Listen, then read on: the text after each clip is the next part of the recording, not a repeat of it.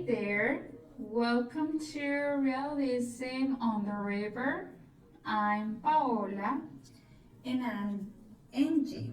Today we're diving into one of the most iconic works of American literature, The Adventures of Huckleberry Finn by Mark Twain. That's right. We will explore Twain's life, the historical backdrop of his writing, and how this novel embodies the spirit of realism and naturalism. Yes, so let's start with a bit about Mark Twain. Did you know his real name was Samuel Langhorne Clemens? Yeah, he was born in 1835 in Missouri, which was a slave state at the time. Growing up along the Mississippi River had a huge influence on his writing. Absolutely. He actually lived through the Civil War, the Reconstruction, and also the rise of industrial America.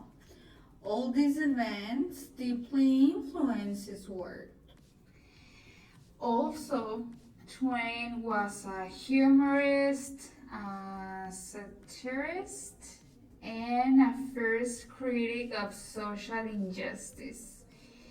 His works often reflect the contradictions of American society, especially the ones that regard race, class, and morality.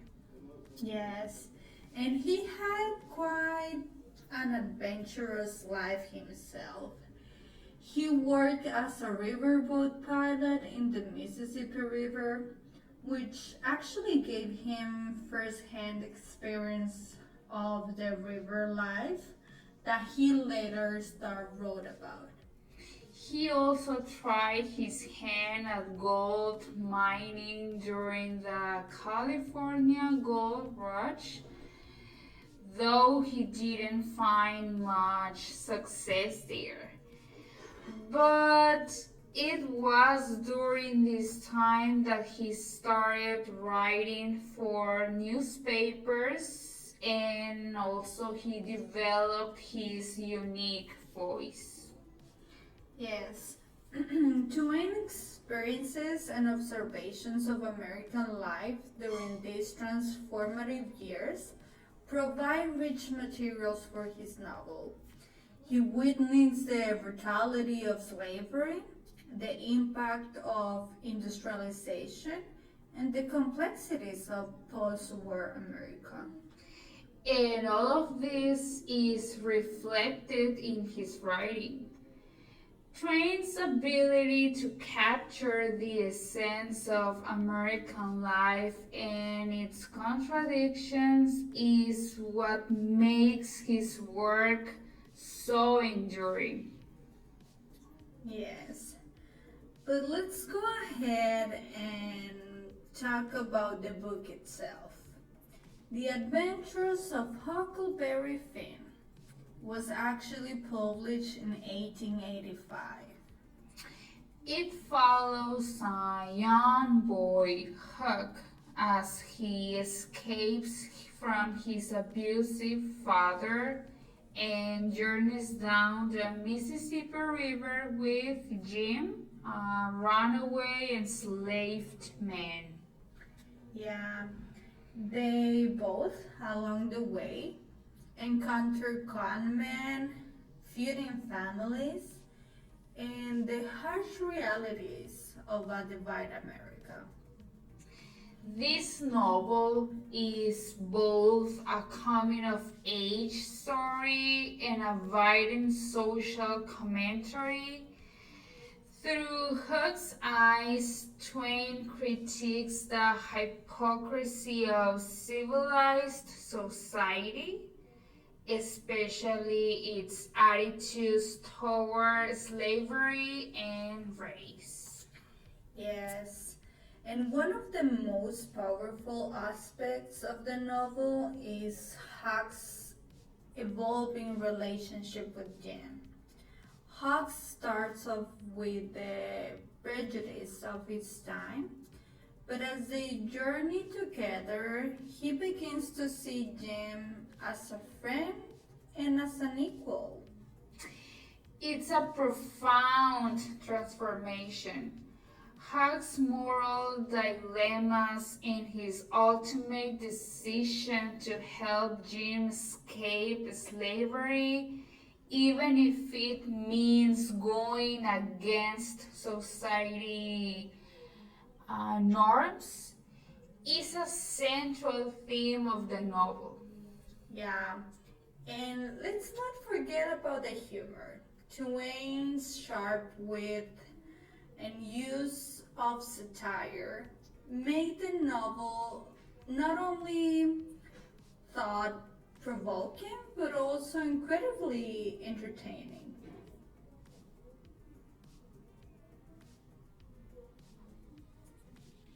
And also, now that we're here, let's go ahead and break down this novel. Let's see how it reflects realist and naturalist features. Sure. Realism focuses on everyday life and ordinary characters. It also uses regional dialects and vernacular speech. It presents moral ambiguity and complex characters and critiques social norms and institutions as well. Yeah, we also see a little bit of naturalism on this work, even though it is mostly reflect on realism. But the naturalist aspects emphasize on how environment and heredity shape human behavior. In Huckleberry Finn, Twain uses realism through Huck's authentic voice and the vivid portrayal of Southern life. This novel's naturalist element emerge in how Huck and Jim are shaped by their circumstances, such as poverty, racism, and the law. One example of realism is Twain's use of dialect. Huck's speech is full of regionalisms and colloquialisms, which adds authenticity to the narrative. And the depiction of everyday life along the Mississippi River, the towns, the people, the customs, provides a realistic backdrop for the story. Yeah. The naturalism is evident in the way Twain portrays a character. It struggles against society forces. Huck and Jean are both trying to escape their circumstances, but they are constantly confronted by the realities of their environment. It is a powerful commentary on how individuals are shaped by their surroundings and the forces beyond their control. Yeah, that's right. But now that we are analyzing the work, let's go ahead and see some key literature elements. Okay, so first we have a narrative voice as Huck's first person narration adds authenticity and allows Twain to subtly critique society through irony and satire. That's right. And then we have as well symbolism. The Mississippi River symbolizes freedom and escape. but also unpredictability and danger. Mhm. And then we have irony, as Twain uses dramatic irony to highlight the absurdity of slavery and social norms. Yeah, and we back again with the conflict. Huck's internal conflict that whether to turn Jim in or help him escape reflects the moral dilemmas of the time. Historically, this novel was controversial for its portrayal of race and the use of racial slurs. However, today it remains as a powerful, if complex, exploration of American identity. Yes. And now let's go ahead and let's dive deeper into some examples from the text. One of the most famous scenes is when Huck decides to tear up the letter he wrote to Miss Watson, telling her where Jim is. He says, "All right then, I'll go to hell." Choosing to help Jim, despite believing it's morally wrong according to society standards. That moment is a turning point in Huck's moral development. He rejects the values of his society in favor of his own sense of justice and friendship. Yes. Another example is the use of irony in the Grandford and Shepperson feud. These families are supposedly civilized and religious, yet they engage in a violent and senseless feud. Twain uses this to critique the hypocrisy of civilized society. And the symbolism of the river is central to the novel.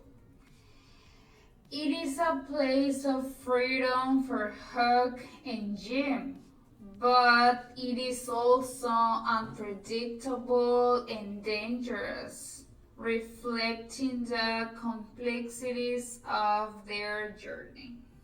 That's right. And as we bring our journey down to the Mississippi to a close, it's clear that the adventures of Huckleberry Finn is far more than a boyhood adventure.